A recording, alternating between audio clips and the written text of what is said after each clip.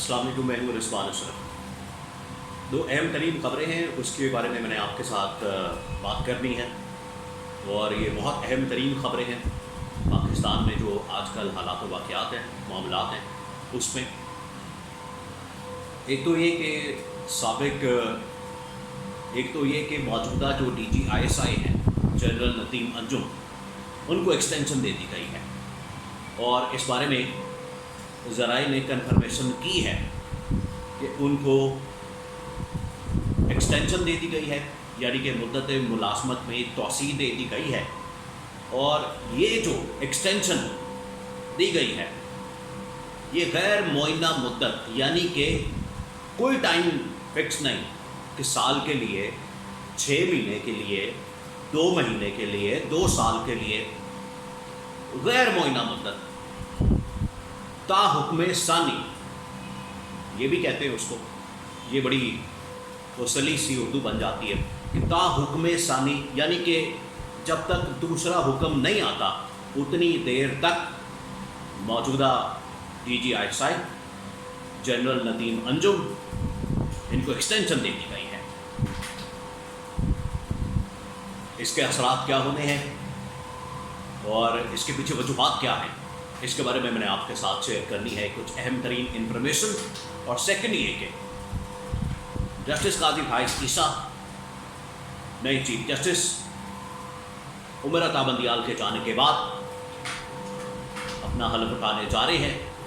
اور نئے chief justice قاضی فائز عیسیٰ کے آنے کے بعد عمران خان کی ضمانت کا کیس بھی لگ گیا ہے۔ تو یہ دو اہم ترین خبریں ہیں، اس کے بارے میں نے آپ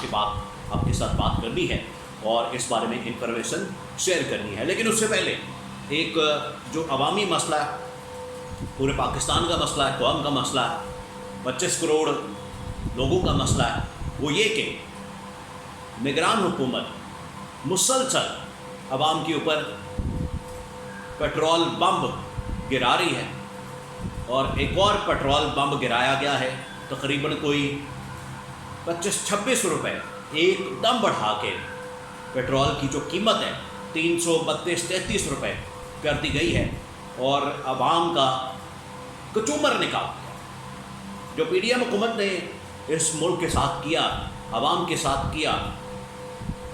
بڑا غرق کیا، تباہی اور بربادی پھیری، عوام کا جینا حرام کر دیا۔ اس کی جو تھوڑی بہت کسر بچی تھی، تھوڑی بہت بچی تو ویسے کوئی بھی نہیں تھی کسر، سچی بات یہ ہے، اور عوام جس طرح سے بھگت رہی تھی، عوام جس طرح سے مسائل کا، مصیبتوں کا، مہنگائی کا، بے روزگاری کا، غربت کا، لاقانونیت کا سامنا کر رہی تھی، انہوں نے آ کے تھوڑی بہت جو کسر بچی تھی، بلکہ انہوں نے کیا کیا کہ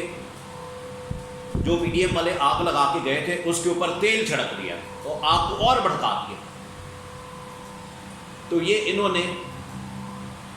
کوئی 25-26 روپے ایک دم سے قیمت بڑھا کے اور پیٹرول بم عوام کے اوپر مارا ہے، اور عوام کی چیخیں نکلوا دی ہیں، اور عوام پھٹ پڑی ہے۔ مسئلہ یہ ہے کہ عوام تو بیچاری برداشت کر رہی ہے، عوام ان تمام مصیبتوں کو جھیل رہی ہے، لیکن یہ جو اوپر بیٹھا ہوا مافیا، اوپر بیٹھی ہوئی اشرافیہ، بیوروکریٹس، بڑے بڑے سیاستدان، جاگیردار، وٹیرے، صنعت کار، ان کو کوئی ہاتھ نہیں ڈالنے والا، ان کو کوئی نہیں پٹا ڈالنے والا، ان کے گرد کوئی نہیں شکنجا کسنے والا، نہ ان کو کوئی مہنگائی سے فرق پڑتا ہے، نہ ان کو بے روزگاری سے فرق پڑتا ہے،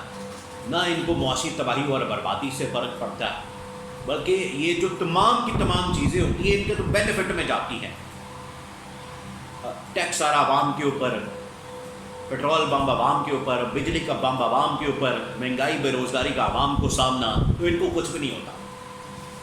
تو یہ میں نے آپ کے ساتھ سوچا کہ پہلے میں اس بارے میں شیئر کر دوں۔ اب آ جائیں ڈی جی آئی ایس آئی کی ایکسٹینشن کے اوپر۔ موجودہ D G I S I general Nadeem Anjum, جو کہ عمران خان کے دور میں ڈی جی آئی ایس آئی بنے تھے، ان کو ایکسٹینشن مل گئی ہے، اور ذرائع نے اس بات کی کنفرمیشن کی ہے کہ 2-3 دن پہلے، یعنی کہ 14 ستمبر کو اس بارے میں باقاعدہ طور پر سمری موو کی گئی اور اس کے پر دستخط کر دیے گئے اور DGISI جنرل ندیم انجم کو ایکسٹینشن دے دی گئی ہے. اور یہ جو ایکسٹینشن دی گئی ہے یہ اب لامحدود ہے، یعنی کہ ان لمیٹڈ ہے، غیر معینہ ہے یا تا حکم ثانی ہے. تو اس میں کوئی پتہ نہیں ہے کہ 6 مہینے ہے، سال ہے، 2 سال ہے. جس طرح سے اس نگران حکومت کا کوئی پتہ نہیں کتنی دیر انہوں نے رہنا ہے، الیکشن کب ہونے ہیں، 6 مہینے رہنا ہے، سال رہنا ہے، 2 سال رہنا ہے، کچھ پتہ نہیں ان کا بھی. تو اب DGISI جنرل ندیم انجم کی ایکسٹینشن کر دی گئی ہے اور یہ معاملہ آج سے نہیں، پچھلے تقریباً کوئی 3-4 مہینے سے اس بارے میں باتیں ہوتی تھی. میں نے بھی اکثر آپ کے ساتھ اس معاملے پر انفارمیشن شیئر کی اور اب باقاعدہ اس بارے میں کنفرمیشن ہو چکی ہے، لیکن نوٹیفیکیشن ہونا باقی ہے جو کہ پرائم منسٹر کی یعنی کہ وزیر اعظم کی ثوابدید ہے، ان کا پروگیٹو ہے کہ وہ اس بارے میں کس وقت نوٹیفیکیشن جاری کرتے ہیں. اس سے پہلے جو یہ PDM حکومت تھی، اس کے وزیر اعظم شہباز شریف، انہوں نے بھی IB یعنی کہ انٹیلیجنس بیورو جو سول انٹیلیجنس ایجنسی ہے IB، اس کے سربراہ فواد اسد اللہ خان، ان کی بھی مدت ملازمت میں یا ان کو بھی ایکسٹینشن دی تھی اور وہ تقریباً کوئی 3 سال کے لیے تھی. تو یہ ایکسٹینشن مسلسل پاکستان کے اندر چلتی ہیں، ہوتی ہیں اور یہ کنٹروورسی کا بھی باعث بنتی ہے. جس طرح سے بھی نون لیگ اس بارے میں بات کرتی ہے اور نون لیگ میں کیپٹن صفدر نے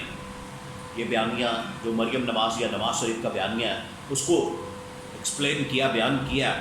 کہ جنرل راحیل شریف نے بھی ایکسٹینشن لینے کی بڑی کوشش کی اور زور لگایا، جس کے بعد پھر یہ نواز شریف کی حکومت کا خاتمہ کیا گیا اور پھر جنرل باجوہ نے بھی ایکسٹینشن میاں نواز شریف سے لی. اور 2018 میں جو حالانکہ نواز شریف سے ایکسٹینشن لی ہے تو وہ کہہ رہے ہیں کہ 2018 میں جو مینیپولیشن کی وہ عمران خان کو لانے کے لیے، اس کے پیچھے ایکسٹینشن اصل میں معاملہ تھا.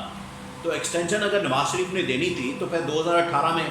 مینیپولیشن عمران خان کے حق میں کیوں کی جا رہی تھی؟ تو عجیب و غریب باتیں کی جاتی ہیں ان کی جانب سے، نون لیگ کی جانب سے. تو یہ ایکسٹینشن کی پوری ایک ہسٹری ہے، تاریخ ہے اور موجودہ حالات میں بھی جنرل ندیم انجم کو ایکسٹینشن دے دی گئی ہے. اس سے پہلے DGISI جنرل فیض حمید تھے عمران خان کے دور میں، اس کے بعد جنرل ندیم انجم آئے اور جنرل ندیم انجم اس سے پہلے کراچی کے کور کمانڈر تھے. اب اسلام آباد میں ہو کیا رہا؟ اسلام آباد میں معاملہ یہ ہے کہ عمران خان کی جو ضمانت ہے جسٹس قاضی فائز عیسیٰ کے آتے ساتھ ہی اسلام آباد ہائی کورٹ میں لگ گئی ہے اور یہ پہلا کیس ہے. دیکھیں یہ کہا جاتا ہے کہ جو عدالت ہے، جو سپریم کورٹ ہے، جو سپریم کورٹ کا چیف جسٹس ہے، اب جس طرح سے قاضی فائز عیسیٰ وہ ایک باپ کی حیثیت رکھتا ہے، وہ ایک فادر فگر ہے. تو اس وجہ سے عمران خان کی ضمانت کا اسلام آباد ہائی کورٹ میں لگنا یہ اب جسٹس قاضی فائز عیسیٰ کے لیے بھی امتحان ہے. ان کے لیے تو اب بہت سارے امتحان شروع ہو چکے ہیں آتے ساتھ ہی، کیونکہ جہاں پر عمران خان کا کیس، ضمانت کا کیس اور اس کے علاوہ بہت ساری پٹیشن ہیں الیکشن کے حوالے سے، اور بڑی پٹیشن PTI کی جانب سے جو کہ ڈائریکٹ چیف جسٹس قاضی فائز عیسیٰ کے پاس جانی ہے. اس بارے میں اگلے ولاگ میں آپ کے ساتھ انفارمیشن شیئر کروں گا کہ وہ کون کون سی پٹیشن ہے جو کہ ڈائریکٹ جسٹس قاضی فائز عیسیٰ کے پاس جانی ہے. لیکن یہ تو اہم ترین خبریں تھیں، اس کے بارے میں نے آپ کو بتا دیا، اور ساتھ میں عوام کے مسائل، عوام کے ایشوز اور نگران حکومت کے بس سے باہر ہو گئی ہے بات، اور نگران حکومت بالکل بے بس اور بالکل ہی مایوسی کی تصویر نظر آتی ہے.